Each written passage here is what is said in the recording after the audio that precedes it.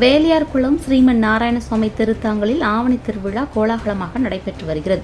நெல்லை மாவட்டம் கங்கனாகுளம் அருகே உள்ள திருவிருந்தான்புள்ளி வேலியார்குளம் ஸ்ரீமன் நாராயணசுவாமி திருத்தங்கள் ஆவணி திருவிழா கடந்த 5ஆம் தேதி கொடியேற்றத்துடன் துவங்கி தொடர்ந்து ஒவ்வொரு நாளும் பல்வேறு வாகனங்களில் சுவாமி வீதி உலா நடைபெற்று வந்தது. 8ஆம் திருநாளன்று சுவாமி குதிரை வாகனத்திலும் 9ஆம் திருவிழா அன்று ஹனுமன் வாகனத்திலும் பவனி வரும் நிகழ்ச்சி நடைபெற்றது. தினமும் இரவு அன்னதர்மம் நிகழ்ச்சியும் நடைபெற்றது. விழாவிற்கான ஏற்பாடுகளை திருவிருந்தான்புள்ளி வேலியார்குளம் ஸ்ரீமன் நாராயணசுவாமி திருத்தங்கள் நிர்வாகிகள் மற்றும் நன்கொடையாளர்கள் பக்தர்கள் உட்பட ஏராளமானோர் சிறப்பாக செய்திருந்தனர்.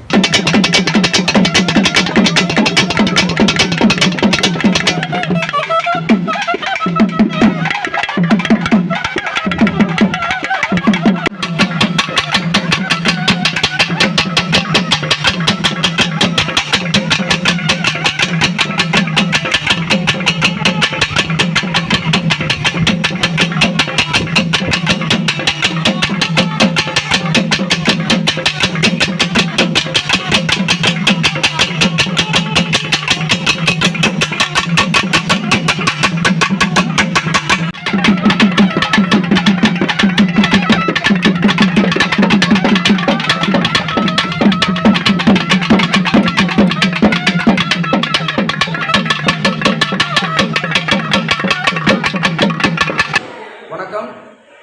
திருவிருந்தான்புள்ளி வேலியார்குளம் ஸ்ரீமன் நாராயணசுவாமி திருக்கோவில் திருவிழா 5/9/2025 அன்று காலை கொடியேற்றத்துடன் திருவிழா தொடங்கியது.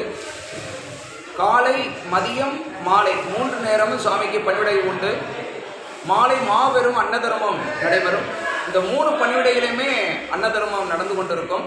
அதுவும் மாலை நேரத்தில் பெரிய அன்னதர்மம் நடைபெறும். ஒவ்வொரு நாளும் இது வழக்கம் போல நடைபெறும்.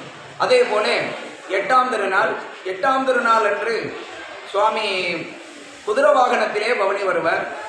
குதிரை வாகனம் என்பது வருகிற யுகத்தை காட்டுவதற்காக வெள்ள குதிரையிலே வீர வாளேந்தி பெருமான் வருவார் என்று ஸ்ரீமத் பாகவதம் வேதங்கள் சொல்லுகிறது. அதற்கு முன்னோட்டமாக சுவாமி இப்போ வெள்ள குதிரையிலே வந்து கொடுப்பதற்கு வாங்க, அதாவது தீவினைகள் எல்லாம் அறுத்துவிட்டு, அதான் கடிவேட்டை என்று சொல்லுவோம், தீவினையெல்லாம் அறுத்துவிட்டு மக்களுக்கு நல்ல வாழ்வையும் பௌசையும் கொடுப்பதற்கு வெள்ள குதிரையிலே வருகிற பவனி நடந்தது. இன்றைக்கு 9ஆவது நாள் திருநாள். இன்றைக்கு சுவாமி வந்து ஸ்ரீராமராக ஆஞ்சநேயர் வாகனத்திலே பவனி வருகிற நிகழ்வு நடைபெற இருக்கிறது. அதற்கு முன்பாக இப்பொழுது மாபெரும் அன்னதர்மம் நடந்து கொண்டிருக்கிறது. இந்த வாகன பவனி, இந்த சுற்றுவட்டார மக்கள் எல்லாம் இந்த வாகன பவனியை வந்து பார்ப்பார்கள். அது மட்டுமல்ல, நாளை 10ஆம் திருநாள் சுவாமி வந்து சந்தனக்குடம் எடுக்கப்படும். சந்தனக்குடம் எடுத்து முடிந்ததோடு சுவாமிக்கு உம்பான் நியமித்து, உம்பான் தர்மம் பெரிய அளவில் நிறைய மக்கள், கிட்டத்தட்ட 1000 மக்கள் வந்து, ஆயிரக்கணக்கான மக்கள் வந்து சாப்பிடுவார்கள்.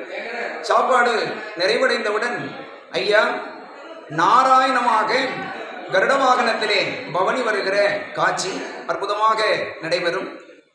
அது நிறைவடைந்தவுடன் திங்கட்கிழமை சுவாமிக்கு காலையிலே பணிவிடை, மதியம் ஒரு பணிவிடை உண்டு, சிறப்பு பணிவிடை.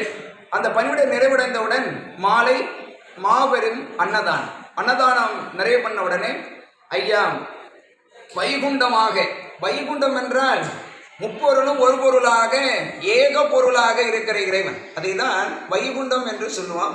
அந்த வைகுண்டம் இந்திர வாகனத்திலே பவனி வருவார்.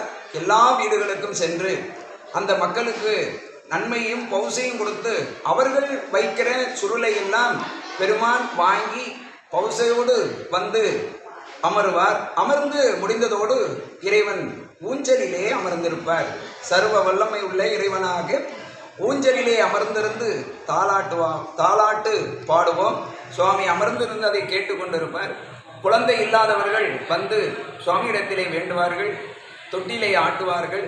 அப்பொழுது அடுத்த ஆண்டு அவர்களுக்கு அந்த பௌசையெல்லாம் சுவாமி கொடுக்கிறார். இதையெல்லாம் வாங்கி வேண்டி அந்த தொட்டிலே ஆட்டுகிறார்களோ அந்த பௌசையெல்லாம் சுவாமி கொடுக்கிறார். கொடுத்து முடித்த உடனே சுவாமி கொடியிறக்கி திருநாளை நிறைவு செய்வார்.